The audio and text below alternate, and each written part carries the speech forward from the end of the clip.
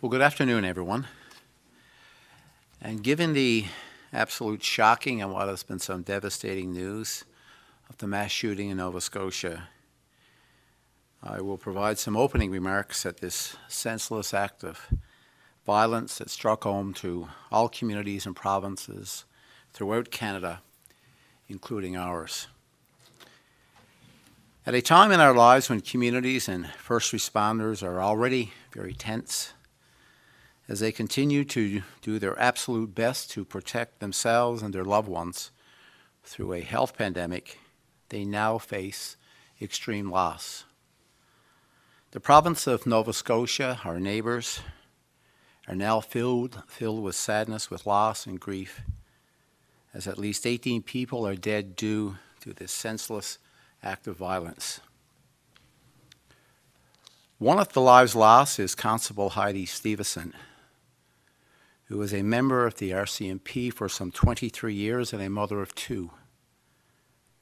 Her family is one of many that are now completely torn apart due to his horrific actions of one person. So if you take a moment to think about Constable Stevenson's family, there are two kids who have lost a mother, a husband who is grieving and trying to console his children. And what happened in Nova Scotia and to its residents is unthinkable and difficult to grasp. The RCMP as an organization is like a family, where members are tightly connected. They are like brothers and they are like sisters. They are people like you and I, their mothers, their fathers, their aunts, their uncles, their nieces, and their nephews. And just like us, they get up every morning, they go to work, they put on their uniform, they say goodbye to their families as they walk out the door to protect our communities. And although their line of work prepares them to face such tragedies, I don't think anyone wakes up in the morning and goes through the door thinking their day would end like this. So what happened in Nova Scotia this weekend is unimaginable for any province or any community.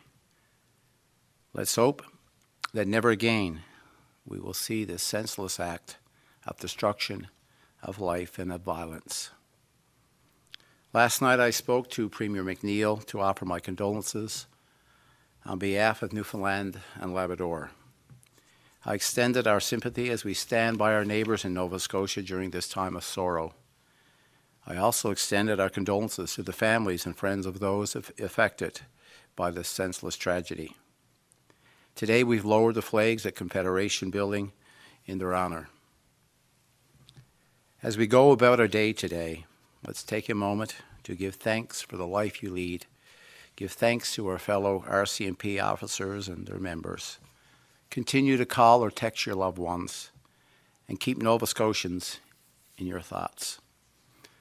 Let's continue to pull together to support each other, just like we've been doing during the health pandemic.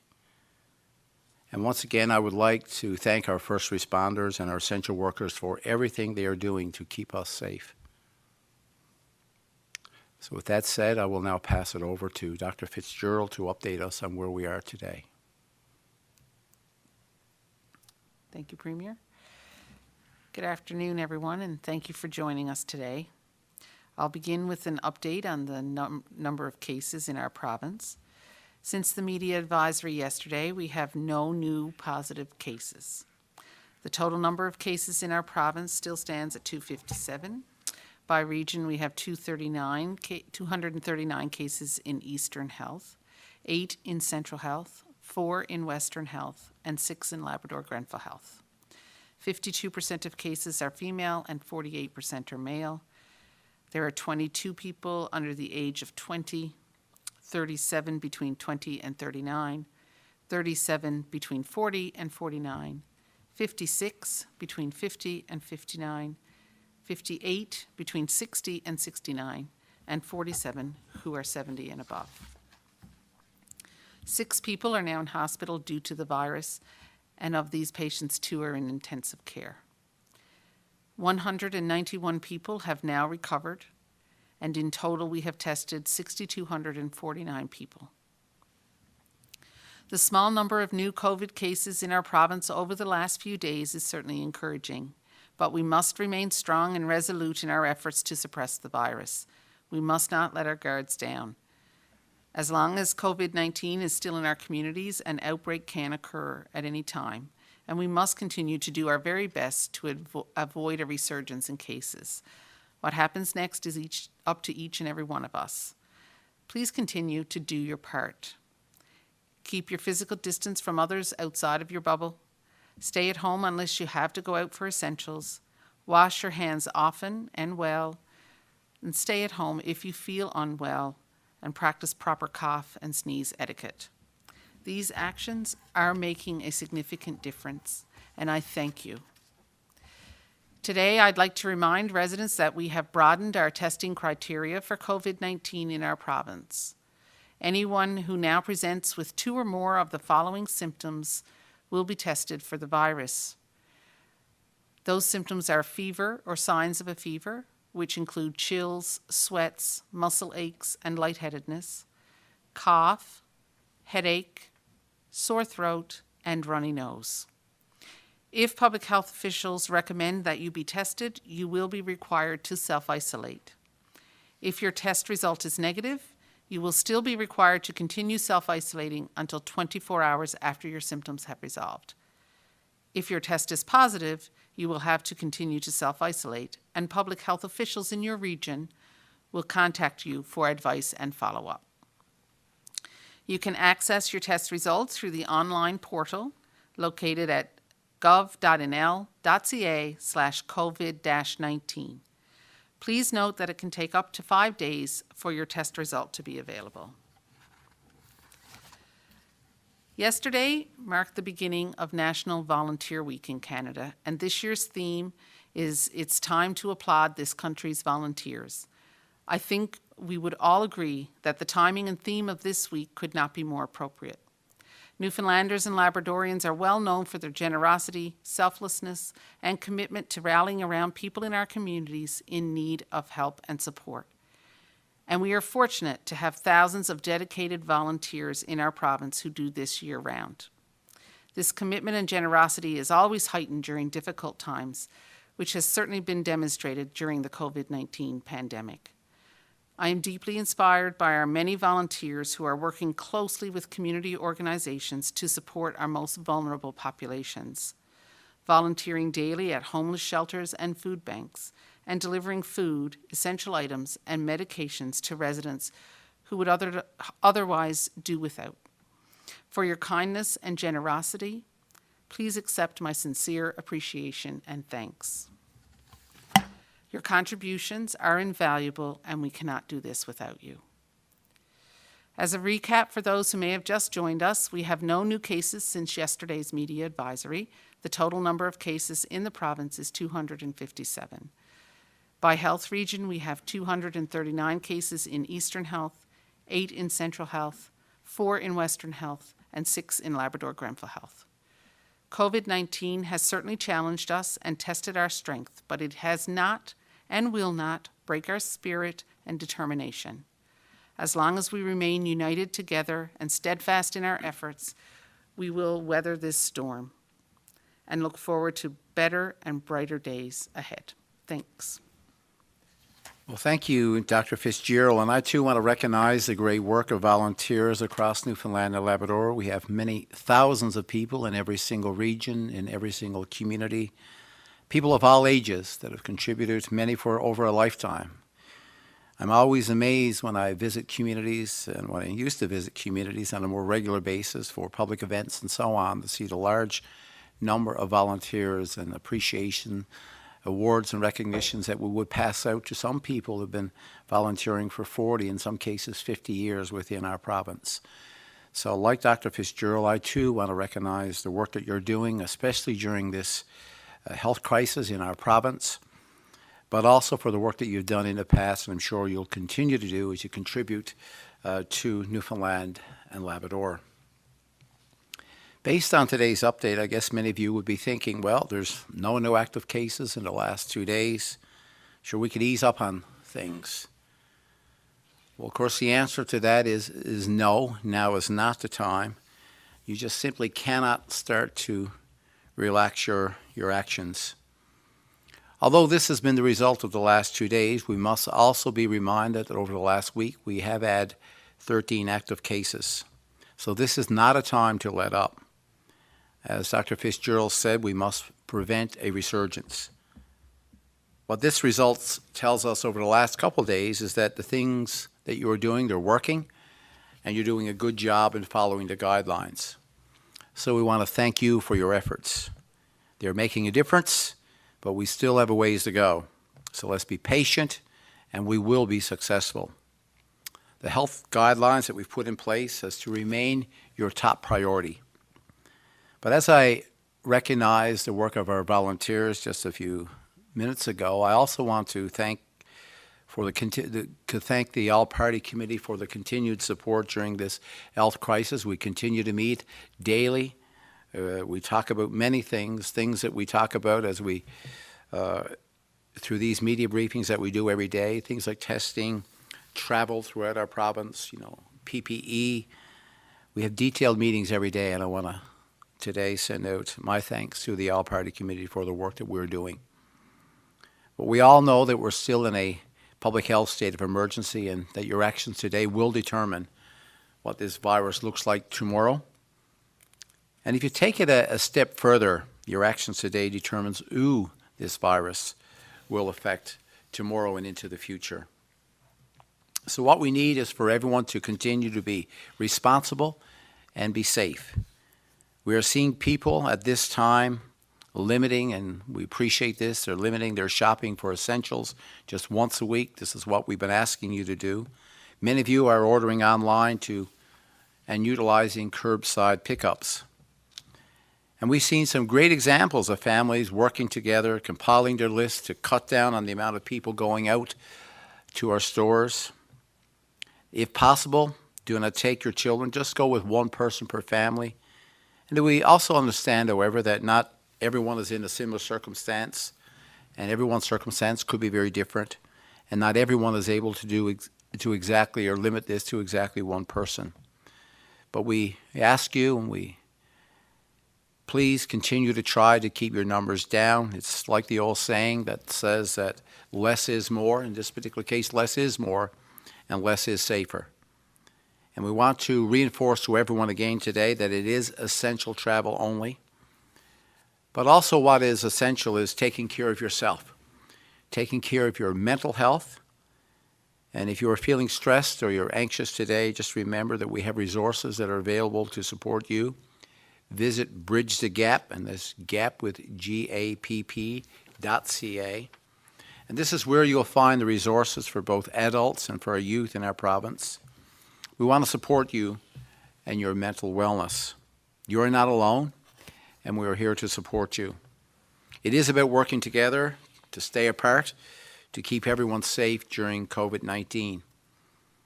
In addition to listening to our daily briefings, we ask you to continue to visit our website. This is where you'll find the most updated and trustworthy information, and it changes really on a daily basis. There's a good breakdown of the supports and services that are available to you.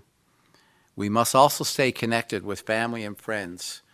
Again, by picking up the phone, I want to appreciate the number of responses that I've gotten from people that are just going back to using the phone and saying hello to friends that they would have known years ago, and staying connected virtually as well. What we all have to realize is that this is the only way that truly we're going to get through this, is to stay physically apart. We can stay and should continue to stay socially connected. As a province, we have faced adversity. It's about our history. We've seen many examples of adversity in the past. But this is where we as Newfoundlanders and Labradorians shine. So again, let's flatten the curve together. So thank you for this opportunity. I now pass it over to Minister Hagee for a few comments.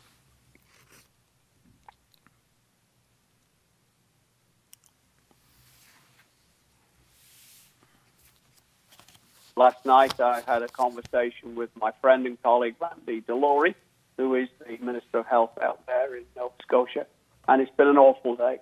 Not only was the tragedy in Portapique awful, but he saw an increase of cases with COVID-19 and deaths in long-term care facilities. And he'd had a very stressful day. We shared some reminiscences. Each of us has family members, family friends rather, who were law enforcement officers who died in the line of duty, and it was quite an emotional exchange. With regards to today's news, it is good. The numbers are reassuring. But again, I can only echo what Dr. Fitzgerald has said about holding the line. One of the things that has been asked of me is about the numbers of people who have recovered in the province by region. And for an update, we have 191 of those across the province, 181 in Eastern, 3 in Central, 1 in Western, and 6 in Labrador Grenfell. We've also been asked as a department to provide a breakdown of those figures by community in the same way we provide a cumulative total. Discussions, though, with staff show that some mental arithmetic and some local knowledge would then enable people to be identified. So we do not propose to break these recovered figures down any further on the basis of patient confidentiality. With regards to testing, whilst we have seen no new cases, we have seen a significant increase in testing. Certainly on Friday and Saturday, we had some of our best days ever in terms of the number of individuals tested. That dropped off yesterday, and I suspect, quite frankly, the awful weather kept people indoors. But I would encourage anybody who has 2 of the symptoms described or has developed them despite having called 811 previously to seek advice about getting tested. The criteria have changed within the last 5 days, 6 days, and it may well be that a person who was not eligible before may now be so. And I would encourage you to get that done. With regards to what happens next, again, that will depend on several things, not least of which will be the amount of application and diligence that we can maintain with the recommendations that Dr. Fitzgerald has put forward. I referenced last week some of the changes that we had made in reducing the risk to our seniors by restricting further interchange of staff between long-term care facilities and between long-term care, personal care facilities and community jobs. That has presented some challenges in a couple of locations for regional health authorities, but we've worked through these. There are some changes for Bell Island, and I've discussed them with the local MHA. There are changes in St. Lawrence, which have been put in place in the light of an identified case in that facility. And because of the challenges about staff moving back into the changes that we put in place as a result of that, will have to remain in place for the state of emergency. With regards to personal care homes, we have not been advised of any staffing challenges directly through the associations that represent personal care home operators, but we continue to work with them to make sure that that remains the case. I do know that community care homes have been challenged, and we're working with them individually and collectively to try and deal with those. Our main area of concern now is around home support, and 40% of individuals receiving home support do so through what's called self-managed care, and these individuals have support workers that come in on a basis that we haven't been able to ascertain the amount of interchange between them and others. So we're working through the case managers to try and resolve that. As regards personal protective equipment, that is an area of concern.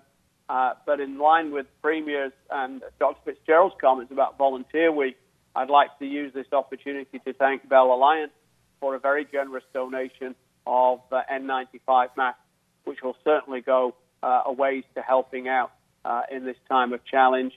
It's our area of weakness, but as I've said before, we're still managing to bring in sufficient supply to replace each day's usage at the moment, and we'll continue to keep an eye on that. Again, we have done well as a province. If you look at Google and their statistics about mobility, which they take from their tracking app, we've seen significant reductions in this province about movement around related to business and retail. And I would encourage everyone that we need to continue to hold the line. Whatever we do with this disease has a 14-day lag period. It is too soon to say that several days of low numbers mean we've beaten it. We need to wait this out to find out how we then can transition to what will, quite frankly, be a new abnormal rather than a return to the old normal. So again, create that bubble, stay in your bubble, and don't burst anyone else's. And with some more diligence and application, I think we will be able to get through this in a way that brings us into a different normal. So with those comments, Premier, I'd hand it back to you. Thank you, Minister Hagee. And I now turn it over to the media for questions. Thank you, Premier. For the benefit of our speakers, we have 7 reporters registered for today's call. In the essence of time, for today, each reporter will have the opportunity to ask 2 questions and 1 follow-up. We suggest that you not ask rumor-based questions. The purpose of these briefings is to address COVID-19 issues. All other government-related issues should be directed to the appropriate department or agency for response. Reporters will ask questions in the order they were registered for today's call. We will run through the telephone queue, and I will call each reporter by name to ask questions. Please do not press *1 until your name has been called. Following this, should time permit, reporters will be individually asked for single questions. This call will end at 2:59 p.m., and further questions can be emailed. Our first questions today are from Peter Cowan of CBC News. Please go ahead.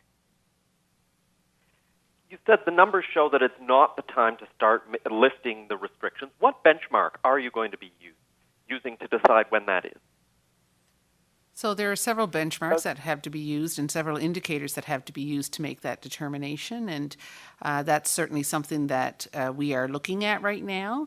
But first and foremost, there has to be a period of time of slowed growth before we can even consider doing anything. So at the moment, we are looking through what those indicators would be and what that would mean for Newfoundland and Labrador. And when we have more information on that, certainly we will be sharing. When you say slowed growth, though, wouldn't several days with either single digits or in the last couple days 0 cases not qualify as slowed growth? It's certainly slower than what it has been before. However, as Minister Hagee just said, this incubation period is up to 2 weeks. So we really do have to look at this in a longer term than just a couple of days. Peter, if I may build on what Dr. Fitzgerald has said, the fact is that other jurisdictions, when they're looking at this, are using periods of anywhere as a minimum of 14 days. Some of them are suggesting no new cases. Some of them are suggesting new cases at a rate that the healthcare system can manage. And others are even suggesting longer periods. So it is a moving target. In the light of development elsewhere, we'll be better placed to make that determination. The challenges really are around what order one would consider reopening things. And there is work being done on that to help advise it. And really, there's a lot of models that are actually built in lab experiments across the globe now. So you could take a look at what Denmark's doing or what Germany's doing and see where they go right and where they go wrong. The one thing that is certain in everyone's mind is that when you relax these, you will see new cases. The question is when and how many. So, Peter, if I could just make one comment on that as well. I know everyone's getting a little anxious and they want to see things, open up, or at least some people do. We receive those calls as well about what those benchmarks would look like. But I think a gentle reminder of that we had our first case of COVID-19 test positive in Newfoundland and Labrador, and that was on March the 14th. So that's literally, not even 5 weeks ago. So. And we're up to 257 confirmed cases. So it is very sensitive. And we just just remind people, let's continue to be patient, continue to be disciplined as we work our way through this and out of this in a safe way. I want to ask a question about education. We had the health minister here a couple weeks ago. I'm hearing from parents that for some classes, there's still been no online learning. There were plans to get technology out to students who may not normally have access to it. What is the plan to get some sort of education back up and running? Yeah, so there's continuing education. What we've been able to do, I think, this week is we're anticipating that some of the final marks will be out around April the 22nd.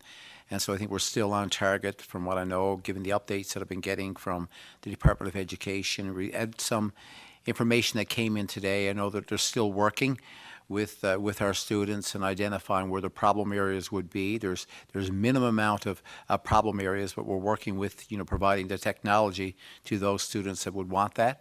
Also, from a more paper-based driven, we're getting information out to students that were required in that aspect as well. So there's a number of initiatives that's ongoing as we do the look around the province and try and identify where the gaps would be. So recognizing that this is about continuing learning for the complete of the school year, and the teachers and the students, are working together to make sure that they can actually, in some cases, prepare for next year, and in some cases, those students will prepare for graduation. So the mark on April the 22nd will not be will be the mark that would be guaranteed, but students, can raise that mark with some extra effort between now and the end of the school year. Our next questions are from Kellyanne Roberts of NTV News. Please go ahead.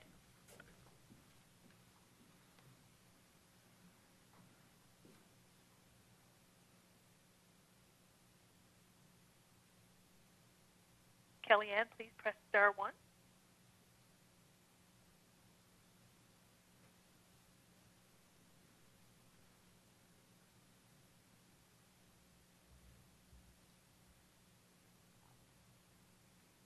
Please press star 1 at this time.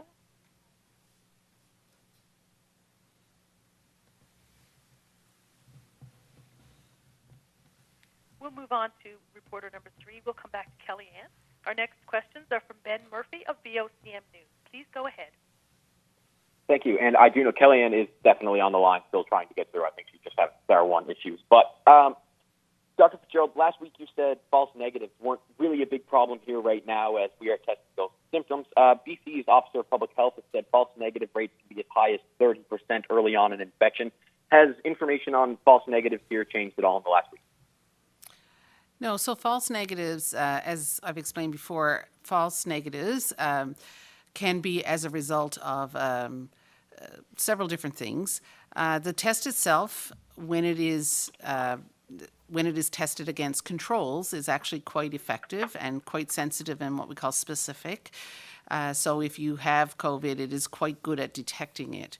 The problem with some of this testing is that, people shed the virus in different ways. So if we test too early, then they may not be shedding enough virus to detect. If they're further along in their disease, then the virus may not be up in their nose right now. It may actually be down in their lungs, and so we need a sputum sample as opposed to a nasopharyngeal sample. So all of these things can affect the overall sensitivity of the test. So that's why we have to make sure that we're doing the test at the right time and we're doing it in the right way. And, all of this we're learning as the disease, our information about the disease evolves. But certainly right now, if you're in the early stages with milder symptoms, which are the people that we're trying to detect now with our new criteria, then certainly doing a nasopharyngeal swab is an effective way to detect COVID-19. Okay. And Minister Hagee last week spoke quite a bit about those people who have pushed off other medical needs like elective surgeries, et cetera. I've heard from some people who are not able to actually get in contact with their doctors lately, and they're left not really knowing what to do right now. Do you have any advice for these people who might be in this situation, like a number to call or something? Certainly.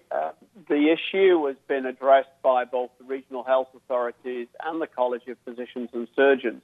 It is expected that a physician would have a number where either they can be contacted directly or a member of their office staff will take messages and arrange for a return call. My understanding is, as that there are still people who have had challenges in contacting their physicians. It is expected, however, as a condition if you like, from the College of Physicians and Surgeons. They were very forthright in their April 14th statement that they expect physicians to make themselves available. And I would suggest that if this is a more prevalent issue than just the odd one or two, we could certainly put a number in place. But the Regional Health Authority, client relations, for example, would be an alternative for those people employed by the Regional Health Authority, should they not be able to get a satisfactory callback from their primary care provider, for example, or their specialist at a facility. We'll certainly look into that if there are greater numbers. If you have any specific individuals who are having that problem, then by all means let me know. Okay, great. Thank you. And Premier, I'm hearing from lots of substitute teachers who feel that they're being ignored by the NLTA, NLESD, and government, as many are stuck with no income. They're not getting paid. Yes, the CERB is good for some, but not for many. What do you say to some of these substitute teachers out there who just don't know what to do? Well, right now there's part of the budgeting process for the provincial government. There's been a budget allowance for substitute teachers. We're also have been reaching out to some of the work that we will do with childcare spaces, and see what the substitute teachers are able to do with that. Keep in mind that the program that we put in place for childcare is up to the age of 13, and so there's an example there that we could actually work with the substitute teachers that are available within the system to get them some hours. And so then there's, we're working very closely with the NLTA as well, with the Department of Education and Early Childhood Development in recognition that that some of the substitute teachers that would currently be getting some hours right now are not getting that. So we're aware of this program, we're aware of the situation. Thanks. We'll go back to Kellyanne Roberts of NTV News. Please press star 1.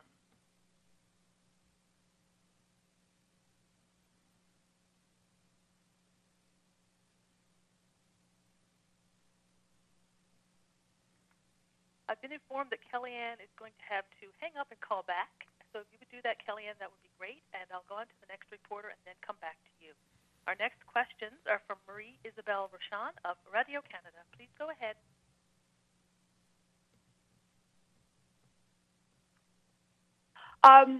Based on the fact that there are few cases in some regions of Newfoundland and Labrador, is the government thinking of allowing reopening of business in some part of the province? Is it a scenario the province is thinking about right now? Well, for opening up the economy, it's very difficult to be able to pick it, community by community, region by region, and so what you do is when you're in a position to think about those things, which clearly right now we still focus on the health situation that we're dealing with. And so, if when we get to a situation where we're actually thinking about reopening, we will do this on a provincial basis. I mean, keep in mind it's a small population. People move back and forth.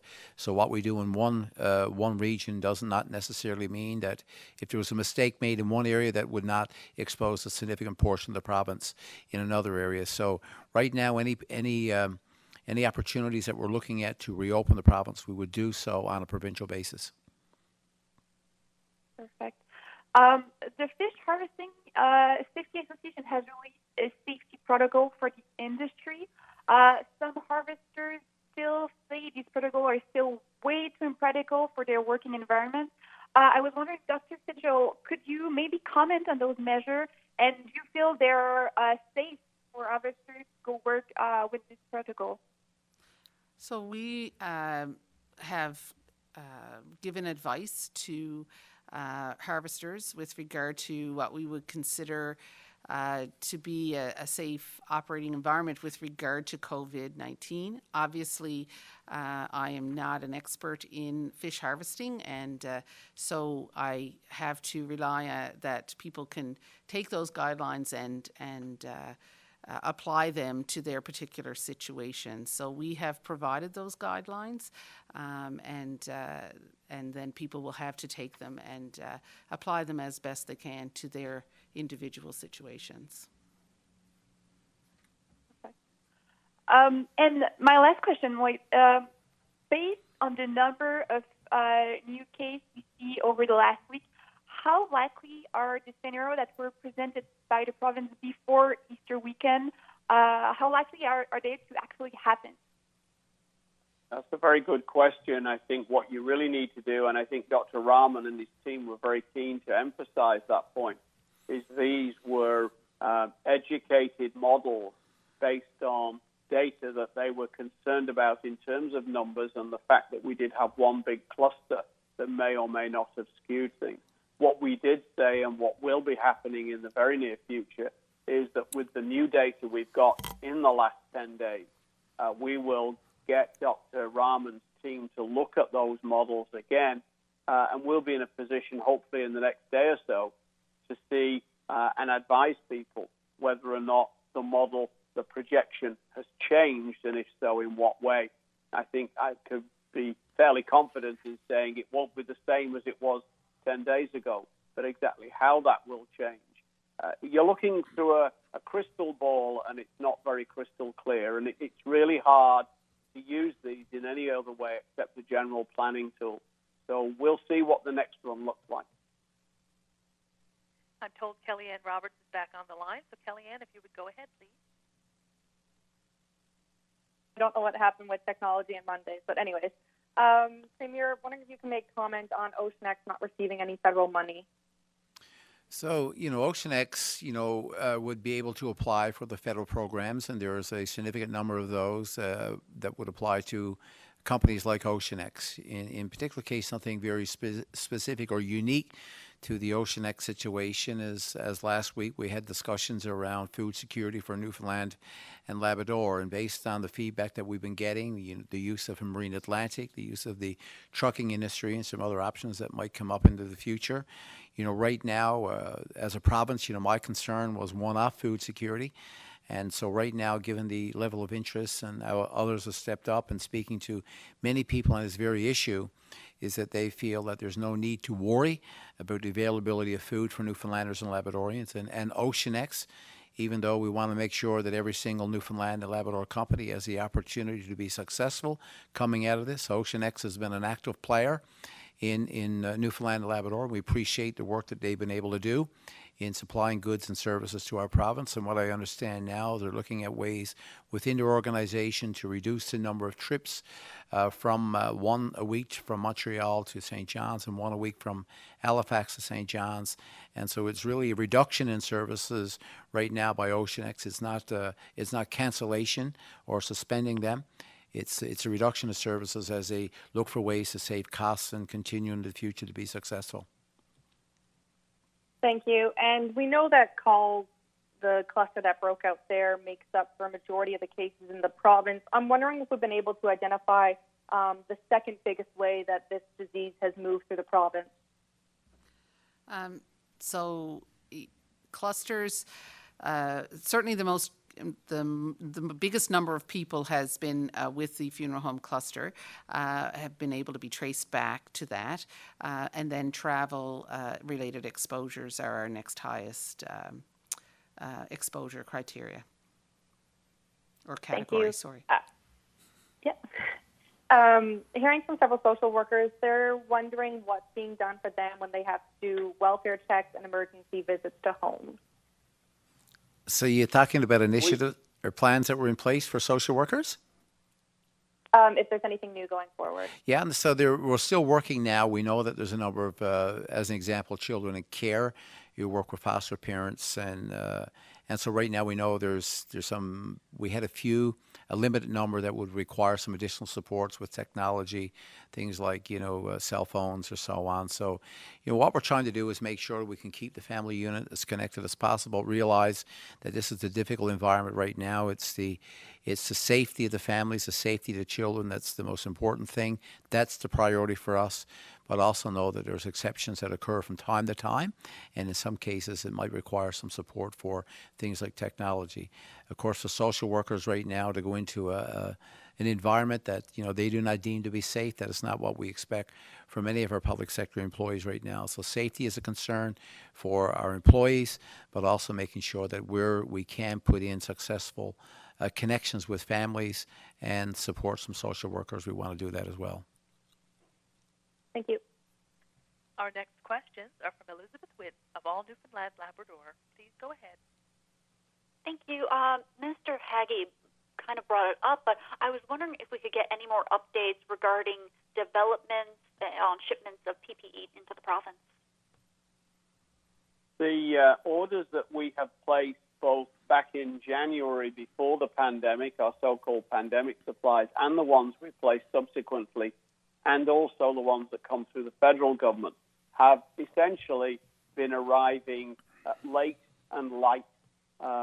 We have got a share of the federal ones in proportion to our need, and between that and our regular orders, we have been able to keep PPE inventory levels around the same across the duration of this 5 weeks. We have at least a week's supply of everything, and with some items, we're very well blessed. But it's one of those things that's only been achieved by a lot of hard work by people in the shared services area, through Eastern Health, and through extra staff being allocated to our department. So we're no worse off now than we were 2 weeks ago. Thank you. And we know a lot of research is now going into COVID-19, and that information is building up quite quickly. And it's now known that one of the organs the virus attacks are the kidneys. How is the province in terms of available dialysis machines? That's an issue that we have looked at. It certainly became topical with the information, as you put out, that was coming out. Each region has emergency dialysis facilities. Traditionally, beyond a certain point, those have always gone into the kidney specialist, often attached to ICU around the health science centre. I can't give you a number of available emergency dialysis machines off the top of my head, but I can certainly get it for you. Thank you. And I think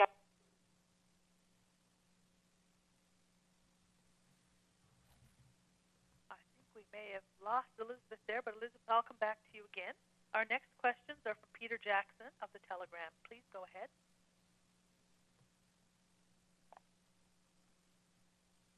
Hello. Hey, Peter. Hi. I wanted to go back to one of the original questions today, and that is there's an Angus Reid poll that shows 3/4 of Canadians support the current crackdown, which is, not enough, but encouraging at least. But at least half of Canadians, or close to half, want something to happen within the next month or two. And I'm wondering what you would say to someone that they're kind of being talked down to when no one is giving them even the slightest indication of how something. There's a lot of talking points about we'll look at that, we'll look at that. Why can't there be more specific talk about exactly what would happen in a given scenario? There aren't any specific answers, Peter. We could make stuff up for you if that would help. Facts of the case are we don't tell you because we don't have a certain answer. There are no certain answers. And what we're doing is just like everybody else. We're looking at the best available evidence. We're seeing what's happened in jurisdictions that have gone before us. And we are trying to apply those lessons in any and every conceivable way to Newfoundland and Labrador. So when I talk about, issues around reopening healthcare and what order you do it in, some of those experiments are actually being done as we speak in places like Norway or Denmark or Germany. And we will base our subsequent decisions on what happens there. I think the absence of answers for the general public is not because of any desire not to tell anybody. It's simply the fact is that those questions are fundamentally not answerable in a detailed way at the moment. Yes, thank you. And Premier, I wonder if you would consider opening the House of Assembly in a limited way, as they appear to be doing in Ottawa, to openly discuss COVID and non-COVID related issues, such as the economy. Yeah, we've had, when you look at specific actions, Peter, this is one area we did. And we put in place we needed some legislation around lending and borrowing, as well as a few other things. And we actually put in place measures working with all parties and all MHAs. And we did open the House, and we had it open for a session, got some pieces of legislation that were very important to the future of our province, and certainly more than willing to do that again. So as I mentioned last week, we have our House leaders in place. That would be Siobhan Cody for government. It would be David Brazel for the opposition party, and that would be Jim Dane or Alison Coffin, of course, that we're making decisions on behalf of the NDP party as well as the independents. So we are more than willing. We do talk about this if legislation is required. That we would need in place, especially during this time of crisis. We're more than willing to go back in. And that was one of the things that we discussed this morning with our all-party committee, is what pieces of legislation will be necessary to open the House up. So there's a few pieces right now, and when we get through the things that will require, we're more than willing to bring the House back together.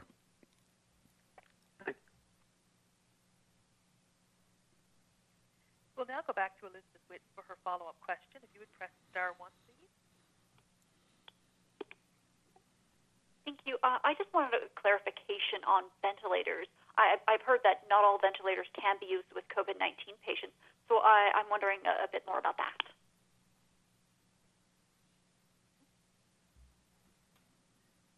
Hello? Sorry, I was on mute too. I'm having technology trouble on Monday. From the point of view of ventilators, we have 136 acute care ventilators, which can be used for a variety of respiratory illnesses. We have not been told that any of these are unsuitable for COVID patients. We do have other ventilators in addition to that inventory that probably would fall into that category, but at the moment our utilization of ventilators across the province is only at 13%, so we feel we have some leeway. There are other ventilators on order. I think the first order is for 20 from Thornhill in Ontario. I don't have a delivery date on those yet, but at the moment we feel, on the basis of our advice, that we have ventilators adequate to the job. Thank you. Our next questions are from Drew Nadan of Bay of Islands Radio. Please go ahead. The weekend, we saw positive results in some trials with the antiviral remdesivir. With Canada being part of the Solidarity trial, has the government of Newfoundland and Labrador requested access to any of these types of medications to potentially be used within our hospitals? My understanding is that no one yet fulfills the criteria for consideration in that particular trial. And that's a clinical decision. The mechanisms for urgent access to trials under these circumstances are known to the intensivists who would be looking for eligible patients. But the facts of the case are, my understanding is we haven't had anybody who would fulfill the trial criteria as yet. Perfect, thank you. The second question is, on the government pandemic data hub, has there been any discussions in regard to adding the number of current and active cases per region to coincide with what we have provincially, like other provinces have done? We can do that. Certainly, I just provided those in my opening remarks. I think the challenge would be that we would not want to go below the regional health authority currently in terms of recovered patients, simply to avoid some privacy issues. But certainly, it wouldn't be difficult to do that if there is an interest in it being provided. Yeah, and I guess just a follow-up to that is, it's more so towards the number of active cases in the region. I think one question I've got from a lot of people is they'd like to know what's active within their community so they could assess the threat maybe at a different level. Well, I think two things. Certainly we can supply those numbers. It's a simple matter of subtraction of data we already have out there, and that's no problem for the website. I think my other concern would be on people reading too much into that. We certainly had grave concerns about that at one stage when this was seen as the towny virus, and it isn't. And I think we would be very reluctant not to supply the information, but to suggest to people that there was anything they should read into it. Perfect. Thank you very much. We will now open it up to single questions, and our first question is from Peter Cowan of CBC News. Please go ahead. By banning healthcare workers from working in multiple long-term care facilities, that means some of them are getting fewer hours, they're earning less. Since these are often some of the lowest paid positions in healthcare, being done to support those people? So there are a number of programs, right? Yeah, and we're currently working on one that I mentioned last week, coming off the conference call with the Prime Minister, and this would be for people that make less than $2,500 a month. And so this was really building on some of the work that had been done through the Canadian Emergency Response Benefit Program, which was at $2,000. And this one was designed for essential workers that make less than $2,500 a month. So we would have to participate that with the province as well. But like I said last week, most health professionals, essential health professionals that we make, this would be based on a $15.63 threshold. So if you're making more than that and you worked, you could see there you'd make more than $2,500 a week. So you would not necessarily qualify. But if, Peter, to your point, if you make less hours, this is a program that we're currently looking at. And of course, the other program up to $2,000 a month is also available based on certain thresholds and criteria. Our next question is from Kellyanne Roberts of NTV News. Please go ahead. Thank you. I'm wondering of the active cases, if we can get an age range. I know we have a breakdown per age category, but I think April 3rd we had, it was the lowest was 5 years old and the oldest being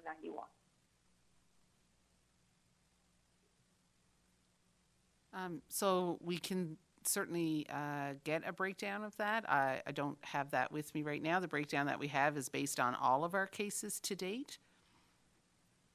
So what we have what we would have is there are 63 active cases remaining in Newfoundland and Labrador. This was from a total of 257 that have been confirmed, and of course we have the 191 recovered. The minister and the chief medical officer has given some kind of a breakdown there, but of course we could break that down by age too. It's for those that would be interested. Thank you.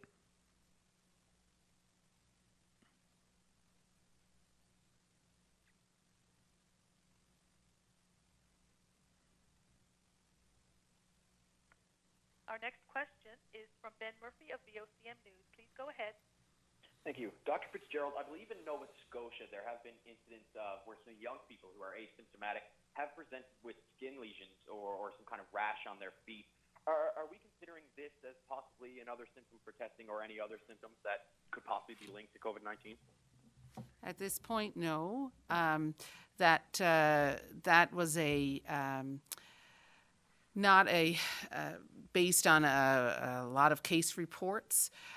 Certainly, a lot of viral infections can cause skin lesions, but this has not been a common symptom that has been reported with people with COVID-19. And if my memory serves me correctly, the people in that in the article that was referenced, I'm not even sure that they were actually tested for COVID-19. They were just assumed to have it because it was circulating in the community. So we have to be very careful about that kind of information when we get it. And certainly skin lesions have not been a common or recognized symptom of COVID-19.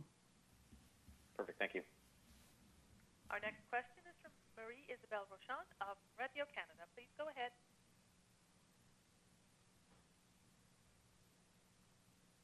Are long-term care homes prepared? Is there enough staff, nurse, and doctor taking care of people in the nursing home and long-term care home? How do we know a situation like we're seeing in Quebec is not going to happen here in the province? Thank you very much. That's a very good question. We have taken particular care to protect our long-term care facilities. Our current staffing levels are not jeopardized by COVID-19 or by any of the staff that we've had self-isolating. We've had a scare, as it were, in St. Lawrence, and fortunately that has been well contained and the virus has not spread.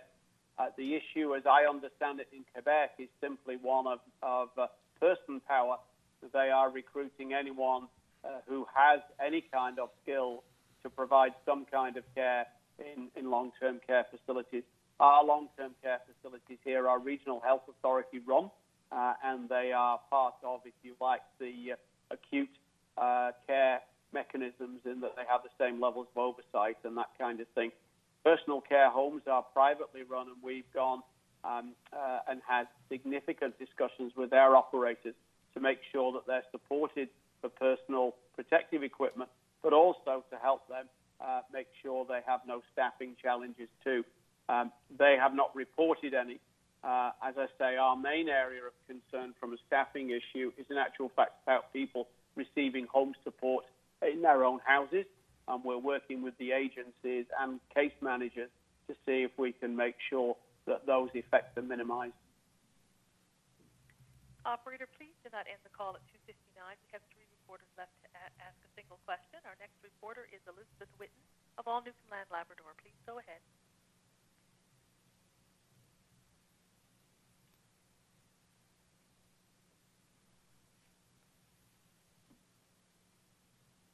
Do we have a question from Peter Jackson of the Telegram? Please go ahead.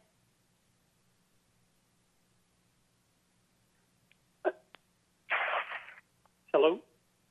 Got you, Peter. All right. I'm on speakerphone here with Tetu apparently, but I wanted to ask about rural community private ambulances. Apparently, they are really struggling for protective equipment. There are examples of them having to get it from funeral homes. There's a lot of anxiety around that. Apparently, they're not doing as well as the provincially run ambulances. What can you offer them in terms of some assurances of equipment?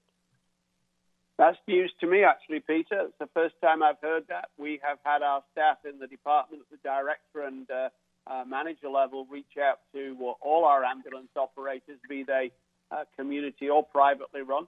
We have kits available on request for each ambulance to enable both crew members to have PPE on call should they need it.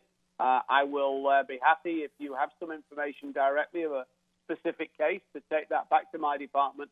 But this is news, and I'm quite happy to deal with it if that is the case. Thank you. Our next question from Drew Nadan of Bay of Islands Radio. Please go ahead.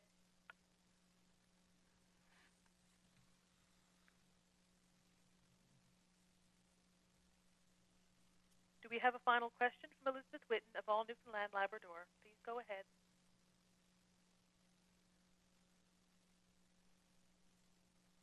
With no further questions, the time for questions has ended. Please join us again tomorrow at 2 p.m., 1:30 in Labrador. Thanks for tuning in. Thank you. The conference has now ended. Please disconnect your lines at this time, and thank you for your participation.